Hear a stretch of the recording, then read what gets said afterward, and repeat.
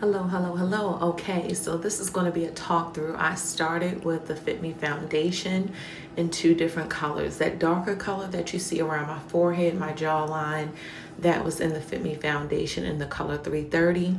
And what you saw me applying over that on my jawline, the lighter color was in 310. This concealer, I already showed you, I purchased that from the Dollar Tree. I put that under my eyes, a little bit over the side of my mouth, again for more coverage. And now I'm just blending that concealer in around my whole jawline, again under my eyes, my forehead. Now when you lay down concealer, you have to set it.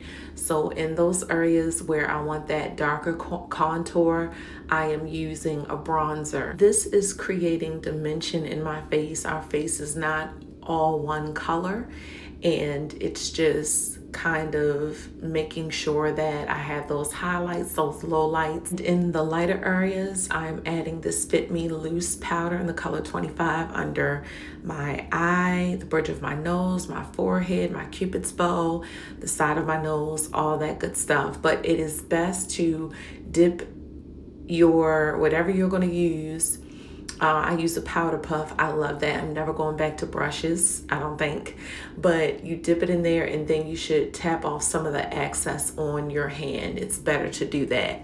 But now I'm just cleaning up my brows with that concealer. Well, I was. Now I've gone into that bronzer, the same bronzer that I sometimes use around my forehead, my cheekbones. I'm using that as an eyeshadow in the crease of my eye. And I like to go up into my brow bone a little bit. As you can see, it's a little heavy on the corners, but it gives a beautiful effect. And so after I go in with that lighter color, I'm going to go in with a little bit of that bronzer back on the outer corner of my eyes so that it's not a harsh line.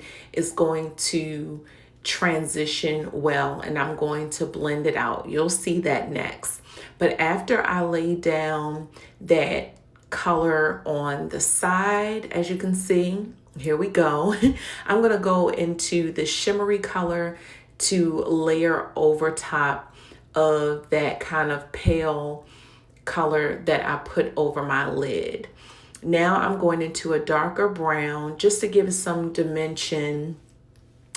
And now I'm going to put a little bit more of that light brown over top of that because I don't want it to be too dark. This is a day look and a night look. Now I'm using my gel liner, and I want to do a thin line over my eye. I don't really want to do a winged liner. I don't want it too thick.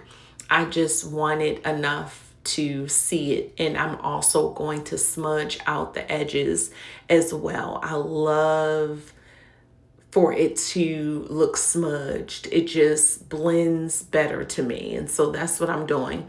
Usually I'll take a little bit of black shadow on there to help smudge it. And because this is waterproof and it dries super fast, this is by Rimmel London, you have to smudge it very fast. As you can see, it didn't smudge a whole lot, but you can tell it did a little something. So right here, I'm just setting the foundation and the concealer and all around my jawline with this e.l.f. powder foundation that I realized I didn't show in this video. Now I'm using my favorite palette by Malani, and I use a bronzer for my cheeks. Again, I used the blush and the highlighter. I used a little bit of that highlighter for the corner of my eye.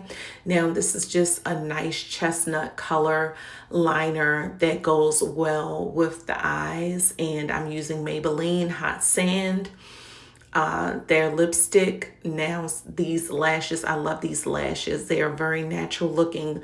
However, they do give a little bit of drama. Perfect for the look that I was going for. Very soft, very bridal. Okay, because this is the makeup look for my anniversary. Now these are where my natural moles are, so I'm not creating them. I'm just kind of putting them back, setting the concealer under my brows, topping off my lips with a little gloss. And that's the look. I hope that this was helpful. I was rushing, didn't get to take still pictures, but that's it. Thank you so much for watching. Be blessed.